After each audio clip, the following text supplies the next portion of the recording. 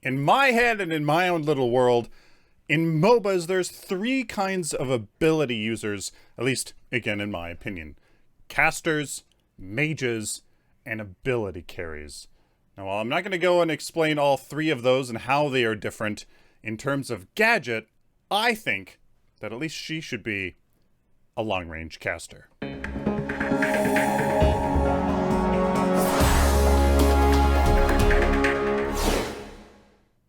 Hello ladies and gentlemen, welcome to Hero Rework video. I am Sylphin. A few things right off the bat. One, this is no way represents what Unleashed Games is going to do, will do in any way. This is just my ideas alone that I've kind of worked with the community in some streams to come up with, with some passives and some other additional things. Two, remember that hero passives will be a thing in whatever Paragon 2 is called by Unleashed Games, so we have to come up with a passive for each of these heroes. And three, what I am doing here in these ideas is I am picking a gameplay niche, a gameplay style, a theme to the hero, and focusing their entire kit, their passive that we have to do, and a little quest mechanic that's part of their abilities towards that gameplay niche. If heroes do not have that, they're kind of nebulous. What sort of role do they have? What's the purpose of them? Why do you pick them in the draft lobby? In my opinion, there has to be a reason for you to go, I need this hero for this particular reason because of these other reasons in this match, and I will be successful. There has to be a reason, a gameplay niche that they fulfill in order to really make them relevant, both in the game but also in that draft lobby. So keep that in mind. We are picking a theme, a gameplay loop, a gameplay style, and just something that they excel well at, and emphasizing that.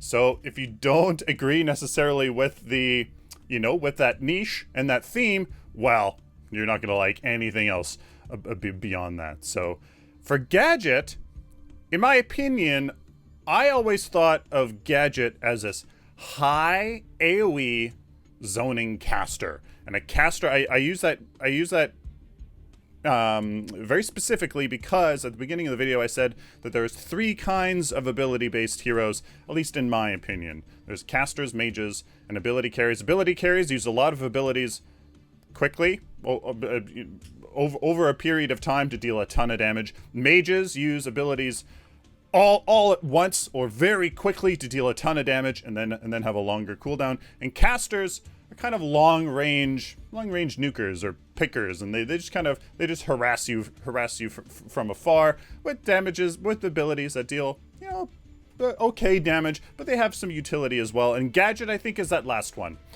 Very much an AOE caster, and she zones from afar and still, of course, deals damage. It's still a damage dealing role. That is what Gadget is to me. So we're going to try to focus all of that around Gadget being this longish range, lots of AOE zoning caster, a long range mage, if you will. So her passive, how does her passive going to work with her kit to emphasize this gameplay niche? Well, Gadget's ability damage, she is still an ability damage hero, an ability damage role, is increased by 6% for each enemy hero that is under the effect of any of her abilities at one time. 30% damage increase maximum.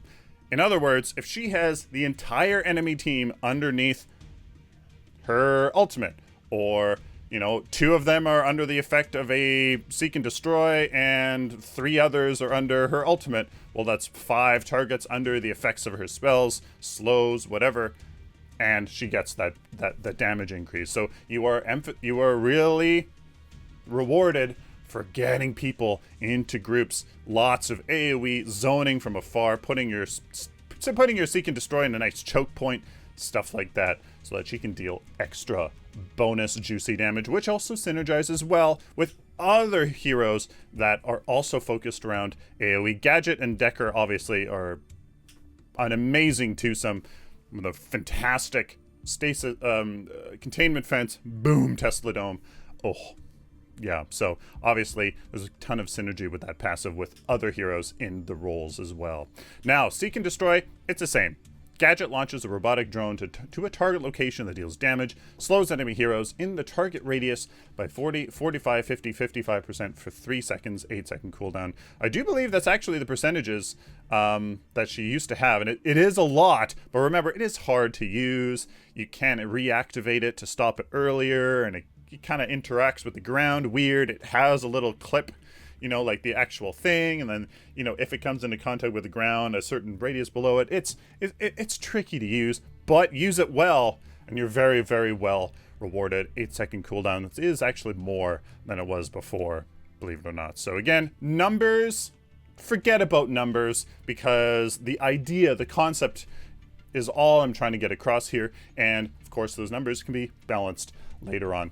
Just want to give that, I just want to give the concept to you. So that Seek and Destroy, pretty much the same thing.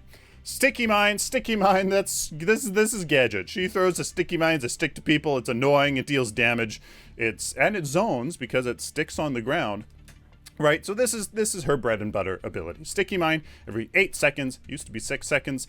Again, numbers don't matter. Gadget can launch a robotic mine to a target location that explodes after 2.5 seconds, or whatever it was, 2 seconds, dealing damage in a small radius. The mine will latch onto enemy unit that gets within that small radius, prioritizing enemy heroes. After damaging, and this is the quest mechanic, after damaging 20 enemy heroes, 25, 30, whatever it is, whatever it needs to be, an additional sticky mine will detach onto the ground just before the first explosion, dealing 50% damage. So if you can deal damage to two heroes, you can A, use it to zone, you can A, use it to deal damage, but then right before it explodes, boop, another one pops off, lands on the ground, and there probably would have to be a small loading, or like a small deployment stage, just so that it doesn't boop, explode and jump right onto the exact same target, right? So you kind of want a small delay so that somebody can actually get out of the area. But if they are standing still and the sticky mine goes off, well, maybe they need to get punished. Maybe a small deployment for that deployment phase for that second sticky mine, and then it's you know, does another sticky mine, but again dealing 50% damage, 40% damage, 30% damage even, I don't know. Just you get the idea. So that if you stick somebody in a team fight, they have to go, oh crap, if I'm stuck, that means A, I'm gonna get damage, but B, if I stick around, there's a second one I'm gonna leave behind that will then damage somebody, may apply on ability cast effects, stuff like that. So you kind of have to think, you know, it adds again to her zoning mechanic, to her zoning theme, and her high AOE theme, all in one. And when I thought of that, I was like, oh, that's brilliant. Again, that damage can be reworked. So that is the quest mechanic in her main ability, at least in my opinion. Pardon me. Speed gate.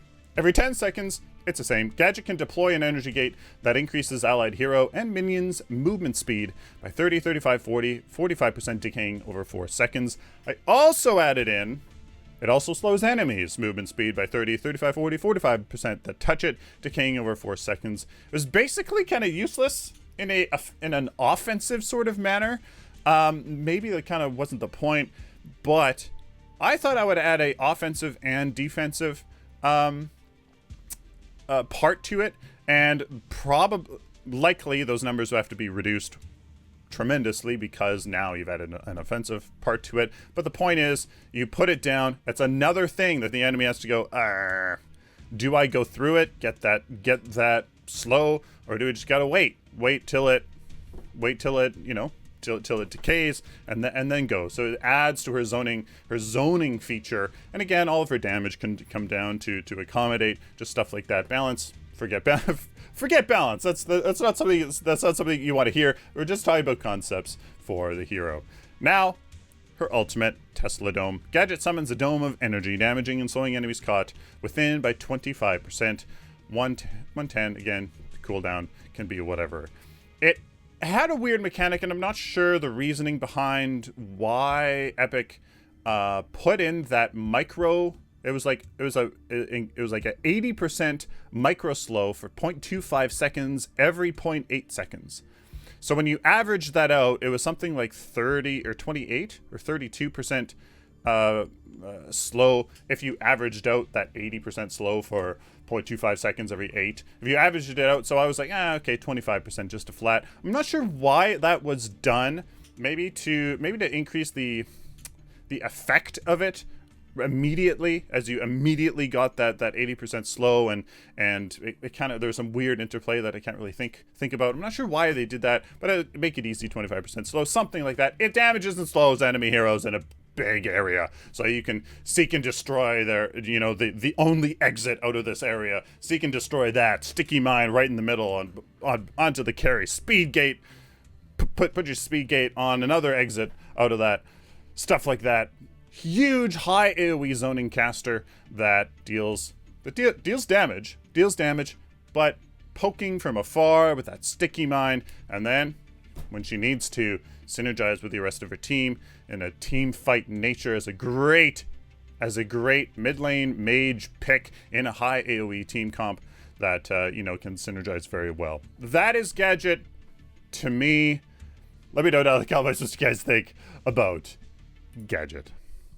Please like the video if you like it, dislike it if you dislike it, share with the community. Of course, guys, subscribe.